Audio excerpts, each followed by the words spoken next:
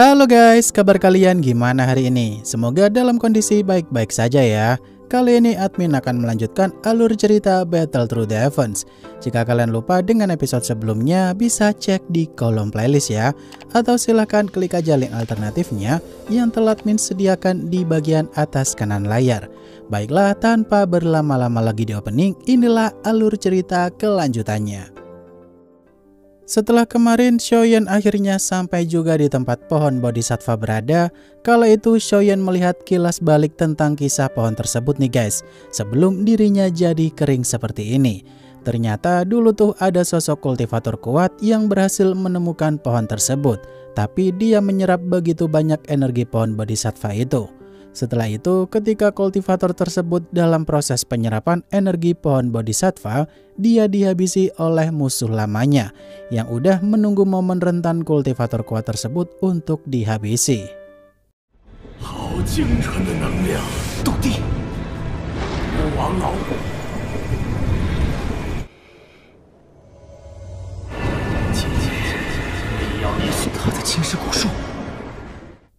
Setelah Xiaoyan melihat kisah penderitaan yang dialami pohon Bodhisattva itu, sampai energinya terkikis hingga kering seperti sekarang.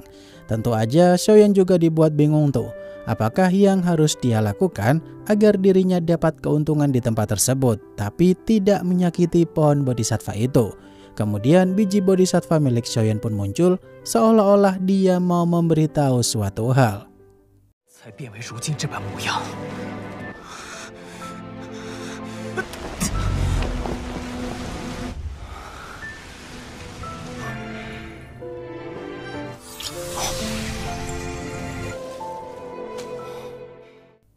Xiaoyan yang paham niat biji Bodhisattva itu, kalau dia tuh pengen bantu pohon Bodhisattva agar bisa pulih kembali.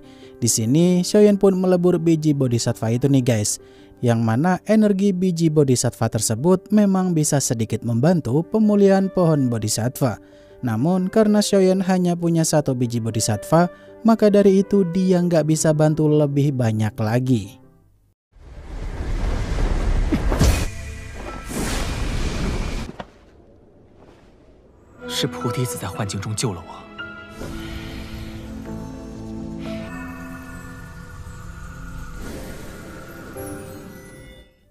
Beberapa saat kemudian, Xiaoyan yang melihat ada satu biji Bodhisattva muncul dari pohon tersebut dengan kemurnian yang begitu tinggi.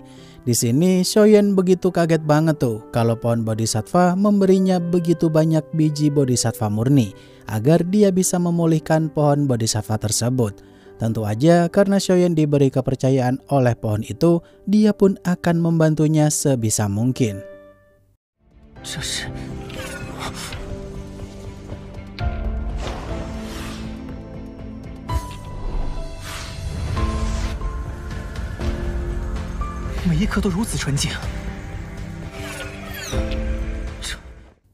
Xiaoyan yang mulai melebur satu persatu biji Bodhisattva itu dan memberikan energi peleburan tersebut kepada pohon Bodhisattva. Awalnya Xiaoyan antusias banget nih, karena dia dapat kepercayaan harta spiritual tingkat langit dan bumi itu. Namun setelah beberapa jam kemudian, Xiaoyan kehabisan doji banyak banget. Mengingat biji Bodhisattva dengan kemurnian tinggi tuh bener-bener butuh kekuatan ekstra banget untuk meleburnya.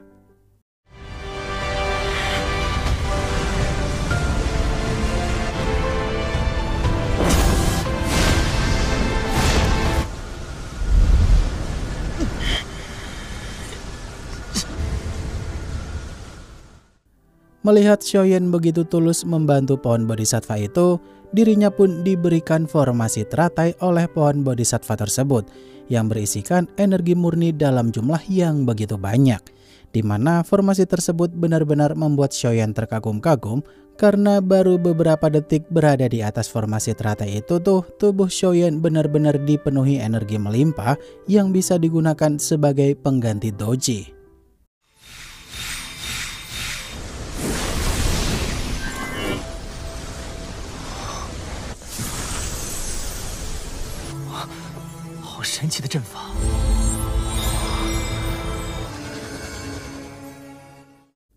Xiaoyan yang begitu senang banget merasakan energi yang begitu melimpah ada dalam tubuhnya, dia pun segera melebur kembali biji bodhisattva yang masih belum terpakai di sana. Sedangkan di sisi lain, Xun-Er dan yang lainnya pun mulai terbangun dari ilusi pohon bodhisattva.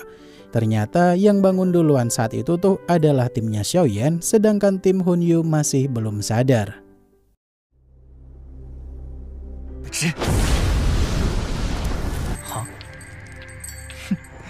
他竟然在为我补充斗气！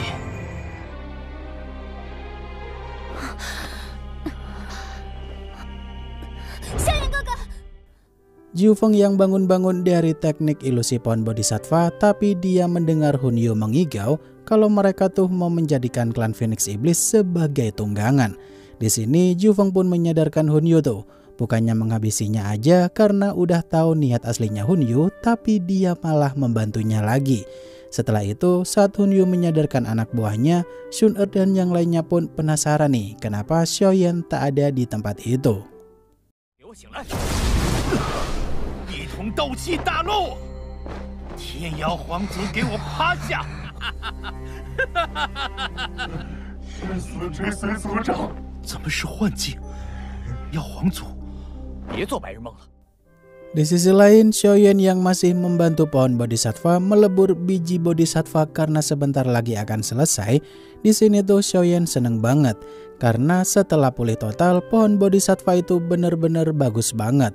Setelah itu, pohon bodhisattva pun mengumpulkan sisa energi dalam formasi teratai di sana, di mana energi itu diberikan secara langsung kepada Xiaoyan agar dia bisa menerobos ranah.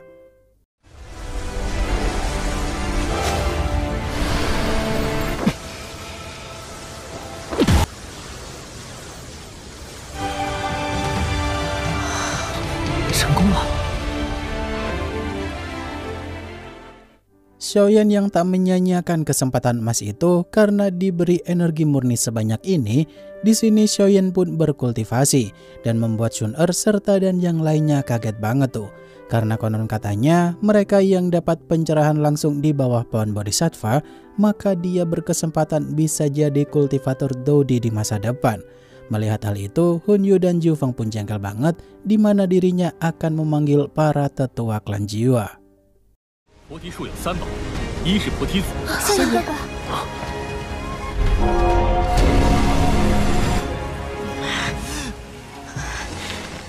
怎么就让这小子占了先？从而拥有突破斗帝的潜力。我也想起来了，在菩提树。 Hunyu dan Jufeng yang saat itu berniat mau mengganggu kultivasi Xiaoyan, mumpung Xun-Er dan yang lainnya lengah. Di sini mereka berdua tuh malah terkena serangan balik karena Xiaoyan sekarang dapat perlindungan penuh dari pohon bodhisattva selama dia berkultivasi. Tanpa basa-basi, semua teman-teman Xiaoyan pun langsung masuk ke mode siaga, di mana Xun-Er berkata, jika mereka mengganggu Xiaoyan, maka Xun-Er tak akan segan-segan menghabisi mereka.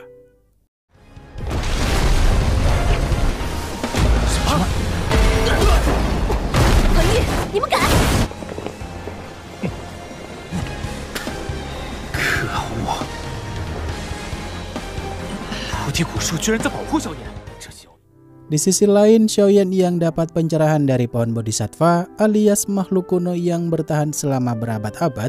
Di sini tuh Xiaoyan mulai sedikit paham tuh, kalau menjadi kultivator Dodi yang bisa mengguncang langit dan bumi, maka semua hasrat duniawinya harus ditekan habis-habisan. Entah itu sifat kesenangan duniawi maupun penyesalan paling mendalam sekalipun.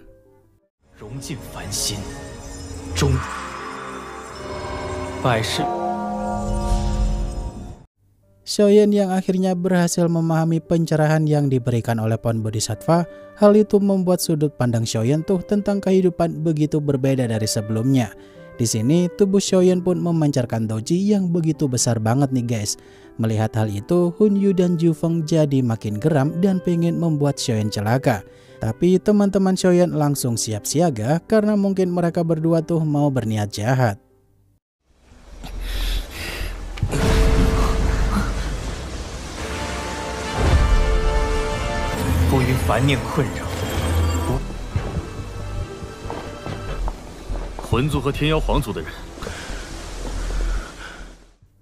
Xiaoyan yang berhasil menyelesaikan kultivasinya itu dan mendapat pencerahan langsung dari pohon Bodhisattva. Tentu aja hal itu membuat Xun Er dan yang lainnya senang banget. Tapi pihak lainnya dibuat merinding karena seperti melihat sosok kuat yang baru bangkit. Bahkan Hun Yu dan Ju Feng aja sempat takut nih guys, karena sorot mata Xiaoyan tuh seolah-olah kuatnya jauh melebihi mereka berdua. Sampai-sampai admin sendiri rada merinding juga ketika Xiaoyan melangkah tuh retakan ruangnya cukup intens.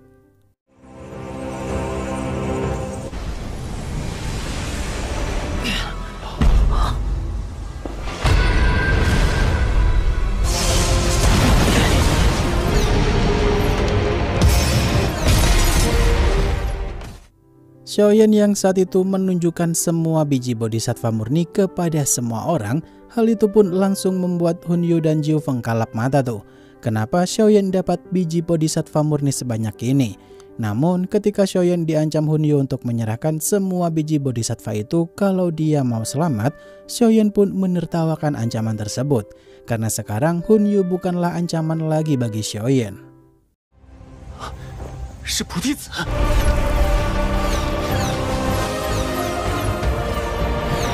这家伙竟给我一主使，我们一起抵抗兽潮，历经天险。菩提子交出来，否则。 Xiaoyan yang saat itu memberikan 5 biji bodhisattva murni kepada kelima temannya di sana. Di momen ini sih Xiaoyan akan memberikan 2 biji bodhisattva murni itu lagi, tapi bukan kepada Hun Yu dan Ju Feng, melainkan 2 kultivator yang berada di timnya Xiaoyan.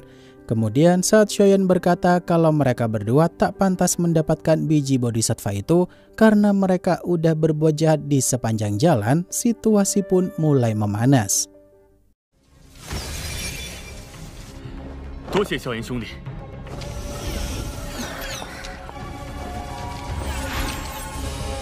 你，抢礼。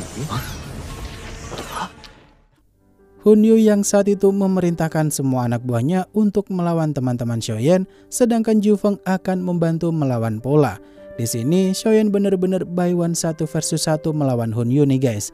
Namun Hun Yu dibuat kaget dengan 1 pukulan biasanya Xiaoyan. Karena sekarang Xiaoyan berada di ranah Dozun puncak 9 putaran dan tinggal 1 kali lagi penerobosan, maka Xiaoyan akan menerobos ranah Bansheng. Atau mungkin langsung menerobos ranah Dosheng juga bisa jadi. 想要，来拿便是。我倒是很想会会这小子，不过，哼，我来对付萧炎，魂族让你鼓足安宁这么久，九转斗尊巅峰。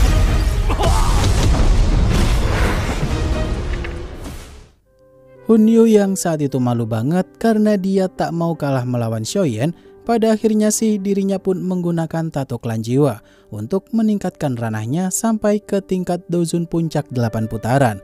Di sini teknik tapak pelenyap jiwanya Hun Yu tuh diayam-ayamin oleh Xiaoyan nih guys, seperti nggak ada harga dirinya sama sekali. Bahkan Xiaoyan hanya menggunakan pukulan peledak oktan aja udah membuat Hun Yu langsung kalah telak. Dan tak lama kemudian pertarungan itu pun dimenangkan oleh timnya Xiaoyan. 达到8转斗尊巅峰。